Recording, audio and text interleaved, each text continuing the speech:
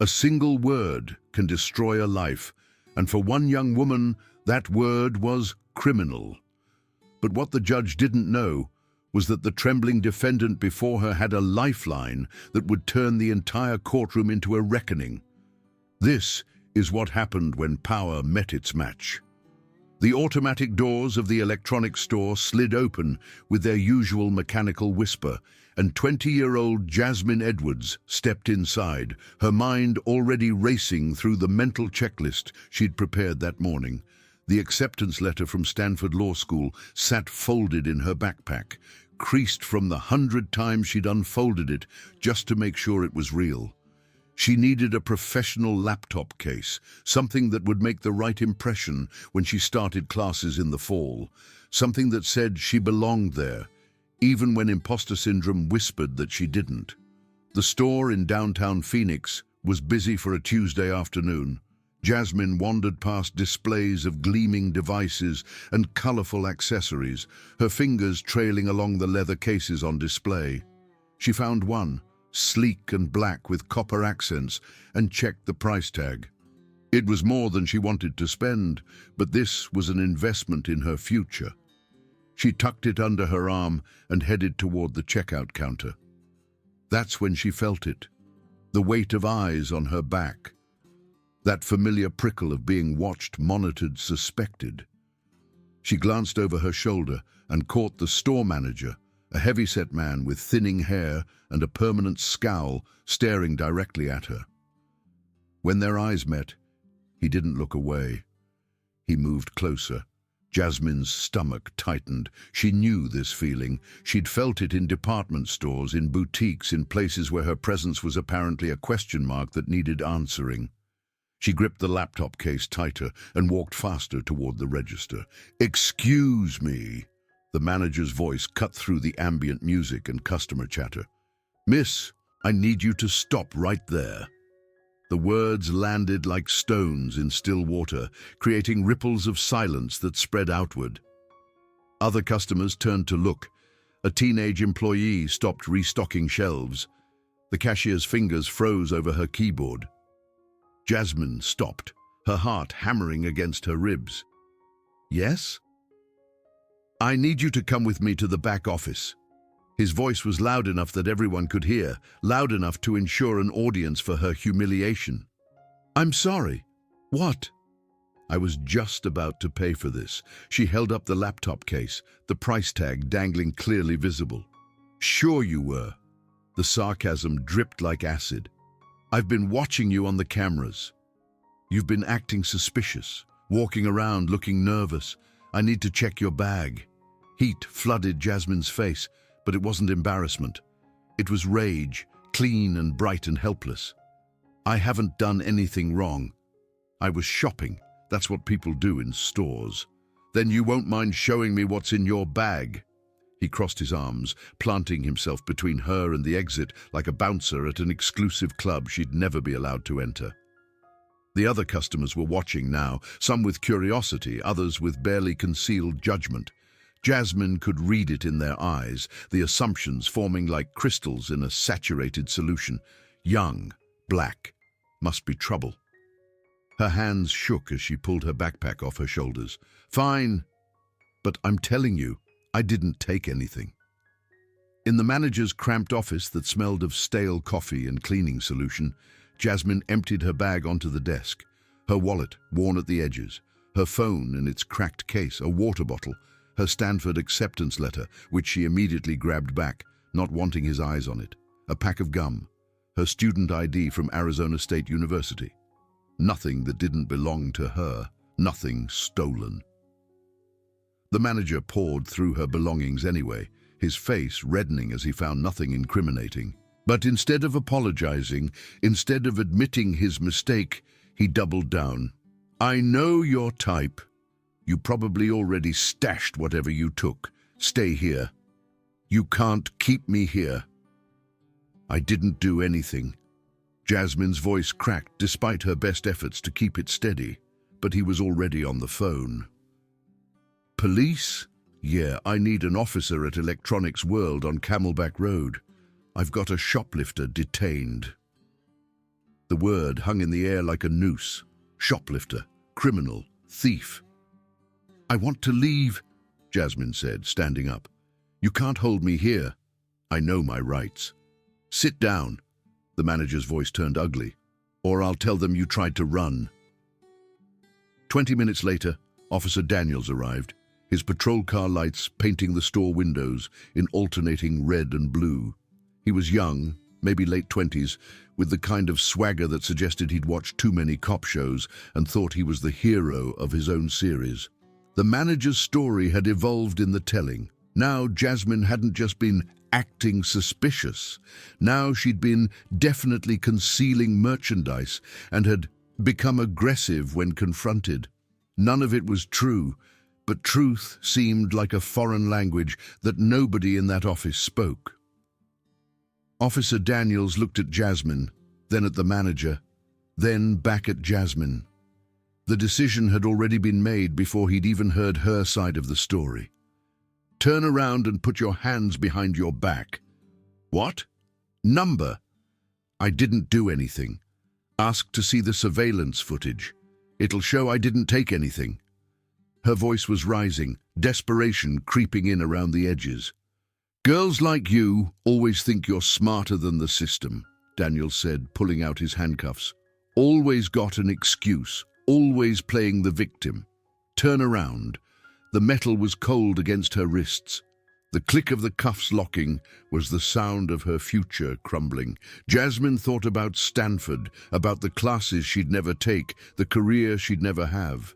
Felony convictions didn't mix well with law school applications. They walked her out through the store in handcuffs. Customers stared, their faces a mixture of shock and confirmation bias. "See?" they seemed to say. "We knew something was wrong with her." The teenage employee actually took out his phone and started recording. Jasmine wanted to disappear, to melt into the floor and never exist again. At the police station, she was processed like any other criminal. Fingerprints, mugshot. The fluorescent lights were too bright, making her eyes water, or maybe that was the tears she was trying to hold back. They let her make one phone call. Her mother answered on the second ring. "Jasmine? Baby, what's wrong?" And then Jasmine broke, the story spilling out between sobs. Her mother, Diane Edwards, listened with the kind of quiet that comes from years of absorbing pain and converting it to action. When Jasmine finished, her mother's voice was steel wrapped in velvet. "Listen to me. Do not say anything to anyone, not a word. Do you understand? We're going to fix this. Your father and I are coming down there right now." But there was nothing to fix that night. The charges were filed, shoplifting, which somehow became grand theft because the laptop case was worth just over the felony threshold. Jasmine spent the night in a holding cell that smelled of disinfectant and despair, surrounded by women whose crimes ranged from prostitution to assault. She sat on the concrete bench and stared at her hands, wondering how everything had gone so wrong so fast. Her parents scraped together the bail money, taking out a loan against their house. When Jasmine finally walked out of that jail 36 hours after being arrested, the world looked different, tainted. The sky was the same blue, but it felt like she was seeing it through dirty glass. "We're going to fight this," her father Dennis said in the car ride home. His knuckles were white on the steering wheel. "We'll get a lawyer, a good one. This is wrong and everyone's going to know it." The lawyer they could afford was named Patricia Mills, a tired woman with kind eyes who worked out of a cramped office above a Thai restaurant. She listened to Jasmine's story, taking notes on a yellow legal pad, and when Jasmine finished, Patricia sighed. "Here's the thing," she said, setting down her pen. "The truth is on your side. The problem is the truth doesn't always matter. You were arrested. The store manager will testify that he saw suspicious behavior. The officer will back him up. Unless we can get that surveillance footage, which shows you didn't steal anything, we're fighting uphill." "So get the footage," Diane said. "Subpoena it or whatever lawyers do." "I will.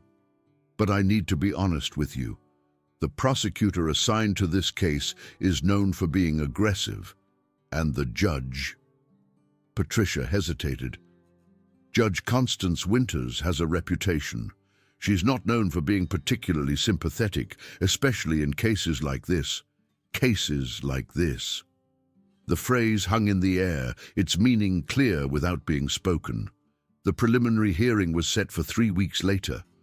Jasmine spent those weeks in a fog of anxiety and anger. She deferred her Stanford acceptance, telling them there were unforeseen circumstances that required her to postpone. The admissions office had been understanding, but Jasmine wondered if they'd still be understanding when they found out she was facing felony charges. She couldn't sleep, couldn't eat. Her roommate at ASU tried to be supportive, but there was a new awkwardness between them, a distance that hadn't been there before. It was the invisible barrier that separated the accused from the innocent, even when the accusation was garbage. On the morning of the hearing, Jasmine dressed in her most conservative outfit, a navy blue dress that she'd bought for interviews, modest heels, pearl earrings that had been her grandmother's. She looked at herself in the mirror and tried to see what the judge would see. Would she see a young woman with her whole life ahead of her, wrongly accused? Or would she see what the store manager had seen, what Officer Daniels had seen? A category, not a person. A stereotype, not a soul. The Maricopa County Courthouse was a maze of marble and metal detectors. Jasmine's parents flanked her on either side as they walked through the corridors, their footsteps echoing off the high ceilings. Patricia met them outside Courtroom 4C, clutching her briefcase and looking stressed.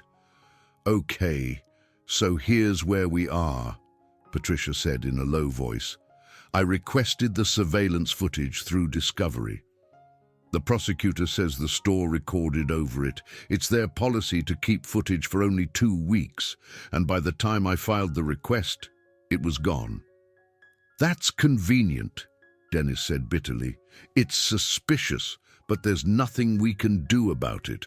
So we're going to argue that there's no evidence of theft because there's no missing merchandise, no stolen goods recovered, nothing but the manager's word against Jasmine's."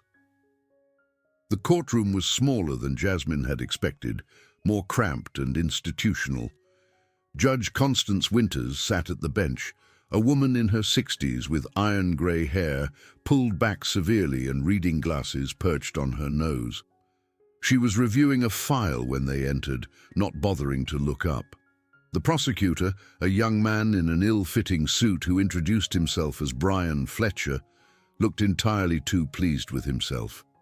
He had the cocky demeanor of someone who'd never lost before and couldn't imagine starting now. "All rise." The Honorable Judge Constance Winters presiding. Jasmine stood, her legs trembling. This was it. The moment where the justice system would either work the way it was supposed to or reveal itself as the broken machine she suspected it was. Judge Winters finally looked up, her eyes scanning the courtroom and landing on Jasmine. The look that passed across her face was brief but unmistakable. Not curiosity, not impartiality, something else, something that made Jasmine's stomach drop. Case number 6482, State of Arizona versus Jasmine Edwards, charge of shoplifting, elevated to grand theft. Judge Winters's voice was clipped, efficient, bored. "Counsel, are we ready to proceed?" Patricia stood. "Your Honor, the defense moves to dismiss these charges on the grounds that there is insufficient evidence. No merchandise was recovered. No theft actually occurred. My client was shopping and—" "The court has reviewed the police report and the store manager's statement," Judge Winters interrupted. "Sufficient probable cause exists for the charges to proceed." Motion denied. "Your Honor, if I may—" "You may not." "Mr. Fletcher, does the state wish to proceed with the preliminary hearing or move this to trial?" The prosecutor stood, his smile sharp. "Your Honor, Given the severity of the crime and the defendant's lack of remorse, the state moves to elevate the charge to felony grand theft and requests that bail be set accordingly. The words hit like a physical blow. Felony. The word that would follow Jasmine for the rest of her life, that would appear on every background check, every job application, every attempt to build the future she'd worked so hard for. "Your Honor, that's outrageous," Patricia protested. "My client has no criminal record. She's a college student with exemplary grades, accepted to Stanford Law School. She's not a flight risk, and frankly, there's no evidence she committed any crime at all." Judge Winters's expression didn't change. "The court is not interested in the defendant's academic achievements. Bail is set at $50,000. Gasps rippled through the small gallery. Diane Edwards made a sound like she'd been punched. Dennis grabbed his wife's hand, his face ashen. $50,000. It might as well have been 50 million. "Your Honor, please," Patricia tried again. "That's an excessive bail for a first-time offender on questionable charges." "Counsel, I've made my ruling. If you continue to argue, I'll hold you in contempt." Judge Winters turned her attention back to Jasmine, and when she spoke next, her voice carried a weight that had nothing to do with law and everything to do with prejudice. "You people always think the rules don't apply to you. You think you can walk into a store, take whatever you want, and then cry discrimination when you get caught. Well, not in my courtroom. Bail stands at $50,000. Next hearing is set for 6 weeks from today.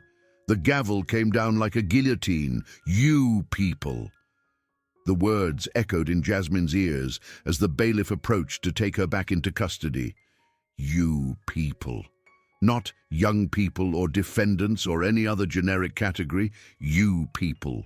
The racial slur that wasn't quite a slur, the dog whistle that everyone could hear but no one could officially condemn. "This is wrong," Jasmine whispered to Patricia as the handcuffs went back on. "This is so wrong." "I know, baby, I know." Patricia's eyes were wet. "We'll appeal. We'll fight this." But the fight seemed impossible from where Jasmine sat.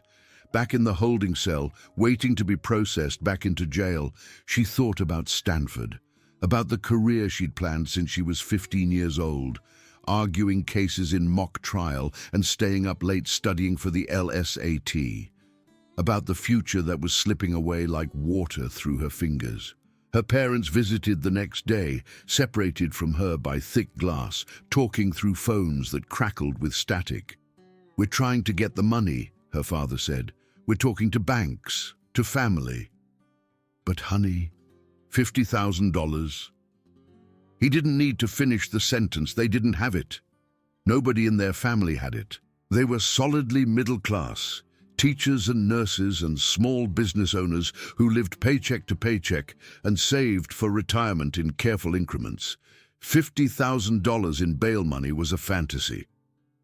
"I'm going to be stuck here," Jasmine said, the reality of it hitting her like a wave. "I'm going to be in jail for 6 weeks until the trial. And then what? Even if I'm found not guilty, it's too late. Stanford will rescind my acceptance. My life is over." "Don't say that." Her mother's voice was fierce. "Don't you dare give up. We didn't raise you to give up."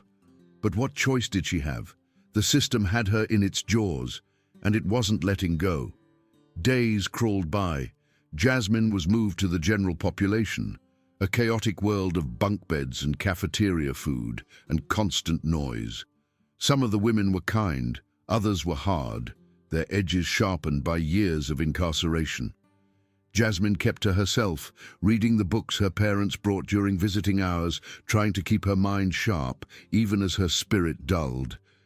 It was her brother who changed everything. Elijah Edwards was 4 years older than Jasmine, and their paths had diverged early. While Jasmine had thrown herself into academics, Elijah had gone the military route, joining the army right out of high school.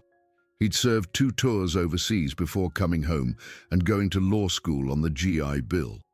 Now he worked for the Department of Justice in Washington, D.C., something mysterious and important that he couldn't talk about in detail. He'd been out of the country when Jasmine was arrested, some kind of international conference that kept him off the grid. But when he finally got his mother's frantic emails, when he finally understood what was happening to his baby sister, he made some calls. The pre-trial hearing was supposed to be routine. Patricia had filed motions challenging the evidence, or lack thereof, and requesting a reduction in bail. Jasmine was brought from the jail in an orange jumpsuit and handcuffs, her hair pulled back in a messy bun, dark circles under her eyes from weeks of terrible sleep.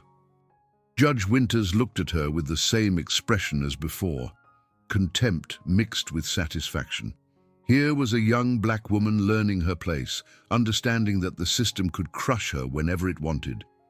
The judge probably thought she was doing society a favor. "We're here on the defense's motion to reduce bail," Patricia began.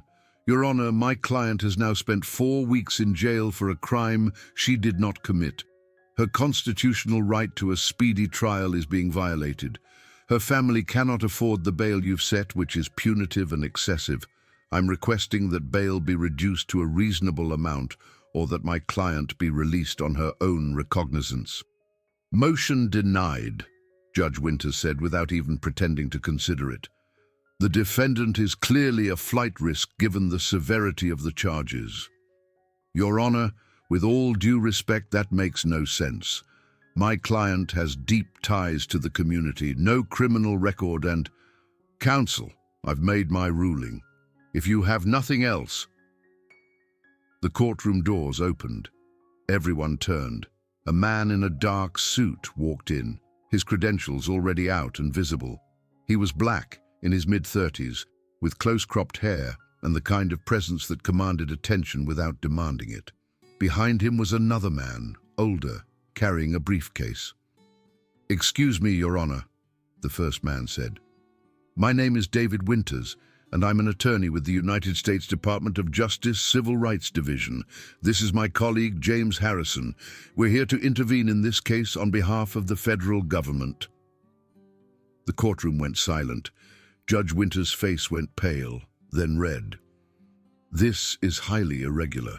I don't know what you think, Your Honor. We have reason to believe that constitutional violations have occurred in this case." David's voice was calm, professional, devastating. "We're moving to introduce evidence that was improperly withheld from the defense, specifically surveillance footage from the date of the alleged crime." Patricia's head snapped up. "The footage was destroyed." "No, ma'am, it wasn't. It was preserved by the store's corporate office as part of their standard backup protocol. We obtained it through federal subpoena." David handed a USB drive to the bailiff. "I'd like to submit this as evidence." Judge Winters looked like she might be sick. "On what authority?" "On the authority of the United States Attorney General, Your Honor. We've been investigating complaints of judicial misconduct in this district for the past 6 months. This case came to our attention because it fits a disturbing pattern." The doors opened again, and Jasmine's heart stopped. Elijah walked in, not in his usual business casual, but in full military dress uniform, his medals catching the fluorescent light. But he wasn't alone. Behind him was a woman Jasmine recognized from news broadcasts, Deputy Attorney General Maria Castellanos. The whispers started immediately. The gallery, mostly empty before, had somehow filled with people, reporters, activists, people with cameras and recording devices. "This case is now under federal oversight," Deputy Attorney General Castellanos announced. "We're here to ensure that justice is actually served." Judge Winters' hands were shaking. "This is my courtroom, and this is the United States of America," Elijah said quietly, "where everyone, regardless of race, deserves equal protection under the law. Your Honor, I'm Captain Elijah Edwards, and Jasmine Edwards is my sister. I'm also an attorney with the DOJ. When I learned what was happening to her, I did some digging. Would you like to know what I found?" He didn't wait for an answer. He pulled out a folder and began reading. "In the past 2 years, You've set bail at amounts 10 times higher for black defendants than white defendants charged with similar crimes. You've denied motions to suppress evidence in 78% of cases involving defendants of color, compared to 32% for white defendants. You've made racially charged comments from the bench that have been documented in court transcripts at least 47 times. You've systematically violated the constitutional rights of defendants based solely on the color of their skin. Each word was a hammer blow. Judge Winters gripped the bench, her knuckles white. David stepped forward again. Your Honor, we move for immediate dismissal of all charges against Jasmine Edwards. The surveillance footage clearly shows that she never left the store with any merchandise. She was shopping, exactly as she claimed. There was no theft. There was no crime. There was only racial profiling by a store manager and a police officer, compounded by your bias from the bench. I object to these characterizations, Judge Winters managed to say, but her voice had lost its authority. You can object all you want, Deputy Attorney General Castellanos said, but you're also going to be the subject of a formal investigation by the DOJ.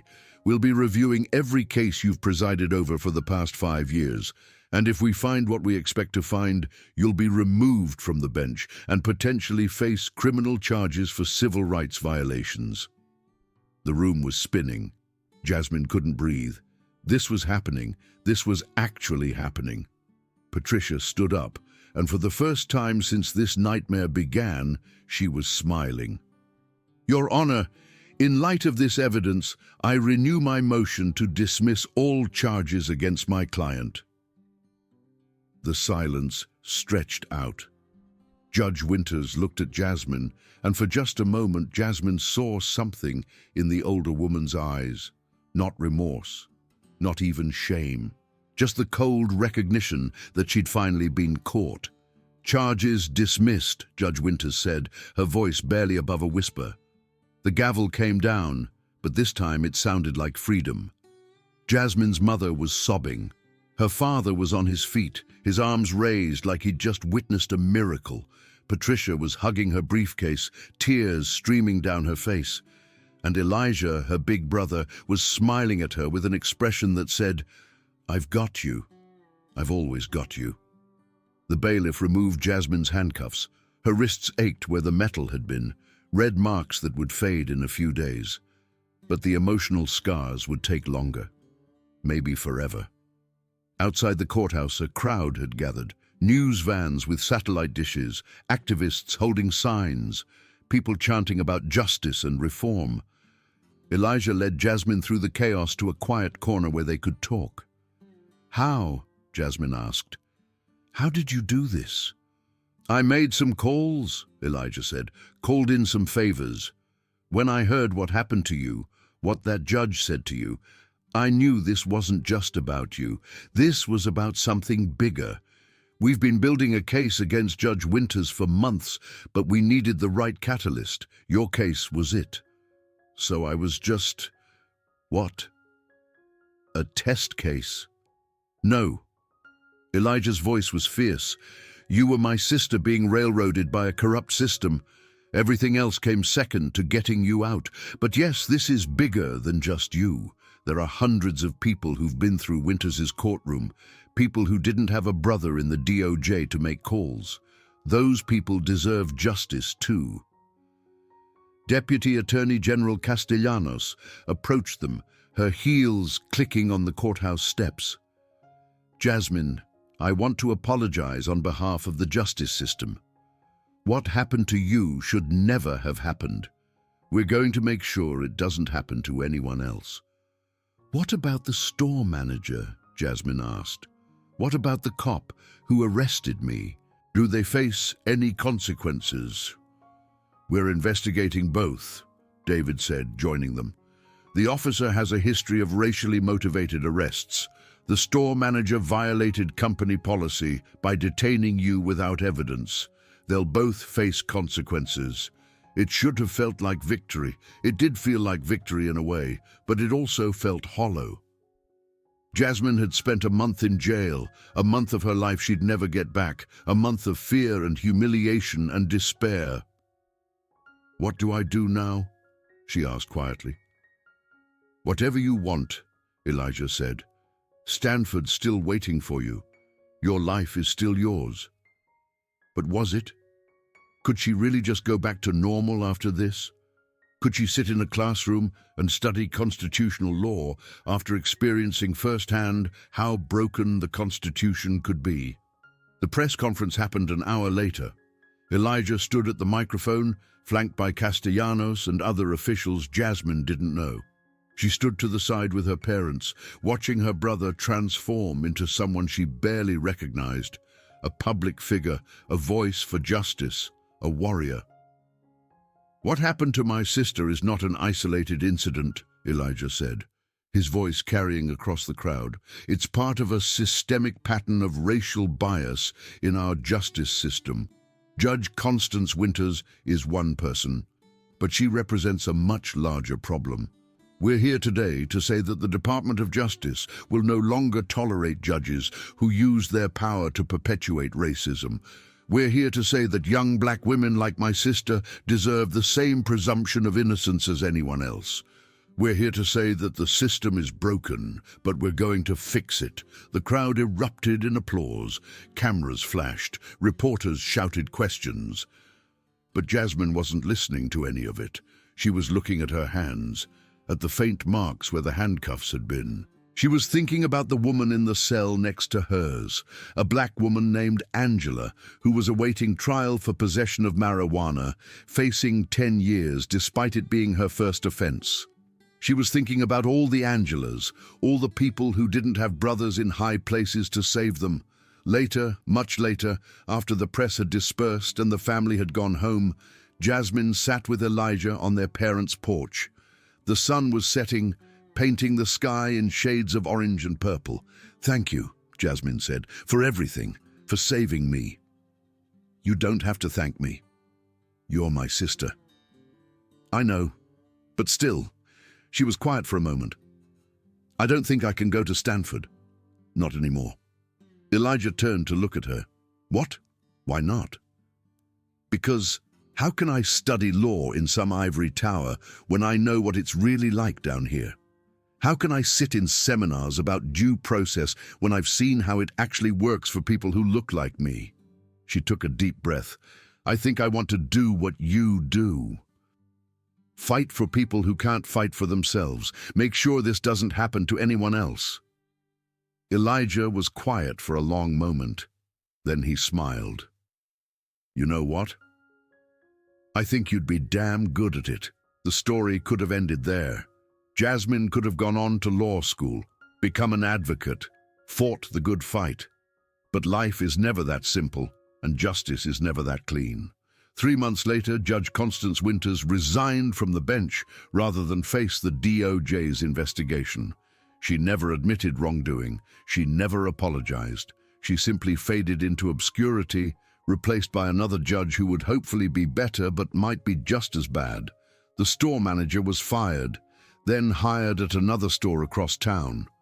Officer Daniels was suspended for 2 weeks, then returned to duty. The system protected its own. But something had changed, too. The case had sparked a conversation about judicial bias and police misconduct. Other cases started coming forward, other victims of Judge Winters' courtroom. A class-action lawsuit was filed. Reforms were proposed. And Jasmine Edwards, who had walked into a store just wanting to buy a laptop case, became a symbol. Not the symbol she'd wanted to be. Not the Stanford law graduate making her family proud with prestigious internships and judicial clerkships. But a different kind of symbol. A survivor. A fighter. A reminder that the system could be challenged and sometimes, just sometimes, it could be beaten. She did eventually go to law school, though not to Stanford. She went to Howard University, where she studied civil rights law and graduated at the top of her class. She joined the DOJ, working alongside her brother to investigate cases of judicial misconduct across the country. And every time she walked into a courtroom, every time she stood before a judge, she remembered that day when she'd been the one in handcuffs, the one being judged not by her character but by the color of her skin. She remembered, and she fought harder. Because justice isn't something you can take for granted. It's something you have to fight for every single day, in every single courtroom, for every single person who deserves it. And Jasmine Edwards was just getting started.